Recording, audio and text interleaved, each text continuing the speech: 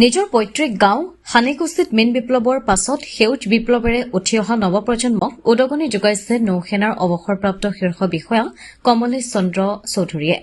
কামৰ যে সৰোবৰ নাই আৰু একাগ্ৰতা থাকিলে এজন সুস্থ সবল মানুহে সকলো ধৰণৰ কাম কৰি সফলতা লাভ কৰাৰ লগতে সমাজ এখনকো উদ্বুদ্ধ কৰিব পাৰে, তাৰ এক উদাহৰণ হ'ল বৰ্তমান গুৱাহাটীৰ অম্বিকাগিৰি নগৰৰ ৫ নম্বৰ উপপথ নিবাসী কমলেশ চন্দ্ৰ চৌধুৰী। ভাৰতীয় নৌসেনাৰ চতুৰ্থ শীৰ্ষ পদবী হিচাপে পৰিচিত কমডৰ পদৰ পৰা প্ৰায় ১.৫ দশক পূৰ্বে অৱসৰ গ্ৰহণ কৰা কমলেশ চন্দ্ৰ চৌধুৰীয়ে নিজৰ পৈতৃক গাঁও নলবাৰী জিলাৰ হানিকুছি গাঁৱত মীন বিপ্লৱৰ পাছত সেউজ বিপ্লৱ গঢ়াৰ কামত ব্ৰতী হৈ আছে।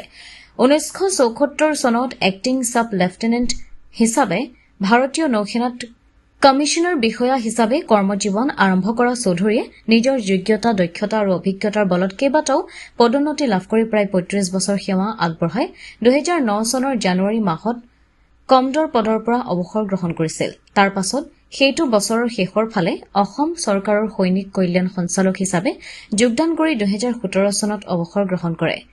আনহাতে অসমৰ বাহিৰত ৩৫ বছৰ আৰু সৈনিক কল্যাণ সঞ্চালক হিচাপে ৮ বছৰ সেৱা আগবঢ়োৱাৰ মাজতো নিজৰ প্ৰয়াত পিতৃ ৰমেশ চন্দ্ৰ চৌধুৰীৰ জন্মগাঁও নলবাৰীৰ হানিকুছিক পাহৰি যোৱা নাছিল চৌধুৰীয়ে, যাৰ বাবে অৱসৰ গ্ৰহণ কৰাৰ পাছত তেওঁ হানিকুছি গাঁৱৰ পৈতৃক ভূমিত বিভিন্ন ঋতুকালীন কৃষি কৰ্মৰে সেউজ বিপ্লৱ আৰু পুখুৰীত মাছ পুহি বিপ্লৱ গঢ়াৰ কামত নিজকে আত্মনিয়োগ কৰিছিল চৌধুৰীয়ে।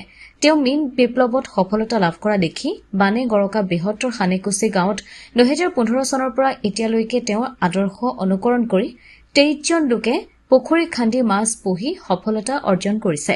অন্যহাতে মীন পালন আৰু সৰিয়হ খেতিত সফলতা লাভ কৰা কমলেশ চন্দ্ৰ চৌধুৰীয়ে যোৱা শাওণ মাহত ২ বিঘাতকৈ অধিক মাটিত সুকীয়াকৈ অসমৰ পৰম্পৰাগত জহা চাউলৰ বাবে শালি ধানৰ কঠীয়া ৰোপণ কৰিছে।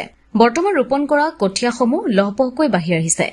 এই সন্দৰ্ভত কমলেশ চন্দ্ৰ চৌধুৰীয়ে জানিবলৈ দিয়া মতে ভাৰতীয় নৌসেনাত থকাৰ সময়ত বিশ্বৰ ৩৫খনতকৈও অধিক দেশ ভ্ৰমণ কৰাৰ সময়ত কিছুমানত দেখি অহা কৃষিকৰ্ম, মীন পালন আদিৰ অভিজ্ঞতাৰে হানিকুছিত অৱসৰ গ্ৰহণৰ পাছৰে পৰা কৃষি আৰু মীন বিপ্লৱ গঢ়াৰ কামত নিজকে জড়িত কৰিছে। মূল লক্ষ্য হৈছে তেওঁক দেখি যাতে অঞ্চলটোৰ আগ্ৰহী লোক আৰু উঠি অহা প্ৰজন্মই বানেগৰকা অঞ্চলটোত কৃষি আৰু মীন পালনৰ দ্বাৰা আত্মনিৰ্ভৰশীল হ'ব পাৰে। বৰ্তমান ৭ বিঘাৰো অধিক মাটিত গঢ়ি তোলা ফাৰ্ম হাউচখনৰ লগতে গঢ়ি তাৰ বাহিৰত থকা প্ৰায় ১২ বিঘা মাটিত যোৱা শীতকালত সৰিয়হৰ খেতি কৰি সফলতা অৰ্জন কৰিছিল, যাৰ বাবে আজিলৈকে তেওঁ মিঠাতেল কিনি খাবলগীয়া হোৱা নাই। তেওঁক দেখি বৃহত্তৰ হানিকুছিকে ধৰি দাঁতিকাষৰীয়া অঞ্চলৰ বহু কৃষকে সৰিয়হ খেতি কৰি সফলতা লাভ কৰা বিষয়টোৱে তেওঁক আনন্দিত কৰিছে।